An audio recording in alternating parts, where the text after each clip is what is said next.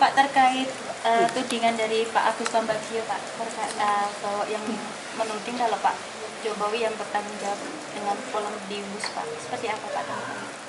Ini, jadi kita harus tahu masalahnya dulu, ya. Di Jakarta itu kemacetannya sudah parah. Ini sudah sejak 30 tahun, 40 tahun yang lalu, 20 tahun yang lalu. Dan Jabodetabek juga kemacetannya parah. Termasuk Bandung juga kemacetannya parah. Dari kemacetan itu, negara rugi secara hitung-hitungan, kalau di Jakarta saja kira-kira 65 triliun per tahun. Kalau Jabodetabek plus Bandung, kira-kira sudah di atas 100 triliun per tahun. Nah, untuk mengatasi itu, kemudian direncanakan dibangun yang namanya MRT, LRT, kereta cepat, dan sebelumnya lagi KRL, ada juga kereta bandara, agar masyarakat berpindah dari transportasi pribadi, mobil atau sepeda motor ke kereta cepat, MRT, LRT, kereta bandara, KRL, agar kerugian itu bisa terkurangi dengan baik. Dan prinsip dasar transportasi massal, transportasi umum itu adalah layanan publik. Ini kita juga harus ngerti, bukan mencari laba. Jadi, sekali lagi, transportasi massal, transportasi umum itu tidak diukur dari laba, tetapi adalah diukur dari keuntungan sosial. Social return on investment. Apa itu? Misalnya pengurangan emisi karbon,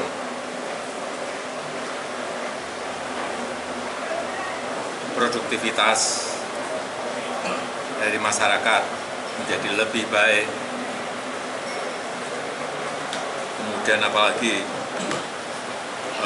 polusi yang berkurang, waktu tempuh yang bisa lebih cepat. Disitulah keuntungan sosial yang didapatkan dari pembangunan transportasi massal. Jadi sekali lagi, kalau ada subsidi itu adalah investasi, bukan kerugian. Kayak MRT, itu pemerintah Provinsi DKI Jakarta mensubsidi 800 miliar per tahun. Itu pun baru dari Lebak Bulus sampai ke HI. Nanti kalau semua rute sudah selesai, diperkirakan 4,5 triliun. Dari hitung-hitungan kami dulu, 12 tahun yang lalu. Dan memindahkan masyarakat, memindahkan orang dari mobil pribadi, dari sepeda motor, mobil, ke transportasi umum, transportasi massal juga tidak mudah. Merubah karakter itu nggak mudah. Tetapi yang kita lihat, MRT itu sukses mengangkut penumpang. Sejak diluncurkan itu sudah 171 juta penumpang. Kereta cepat sejak mulai meluncur sampai sekarang sudah mengangkut 12 juta orang dan yang lain-lainnya. KRL saya belum punya data, LRT saya belum punya data. Tetapi dari MRT tadi 171 juta penumpang, kemudian kereta cepat 12 juta penumpang, patut kita syukuri karena sudah ada pergerakan perpindahan dari mobil pribadi, dari kendaraan masuk ke transportasi umum massal. Itu yang tidak mudah. Dan ini juga bertahap. Tidak langsung orang berbondong-bondong ke transportasi massal yang kita miliki, tidak. Jadi sekali lagi kita juga harus berhitung multiplier efek ekonominya. Contoh kayak kereta cepat, menumbuhkan titik-titik pertumbuhan ekonomi, kemudian juga menumbuhkan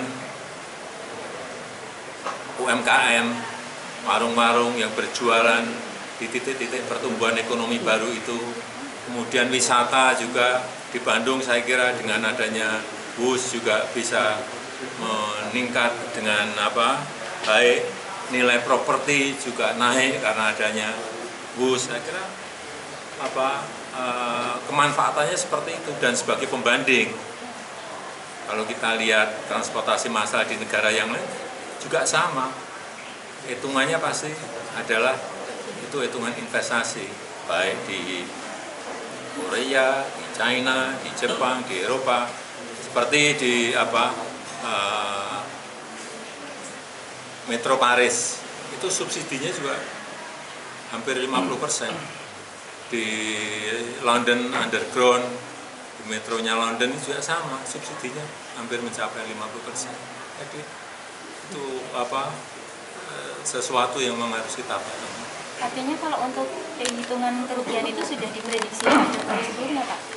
Itu pun kalau penumpangnya sekarang per hari kan kayak bus itu sudah 19.000 dan sudah mencapai penumpang sampai 12 juta penumpang.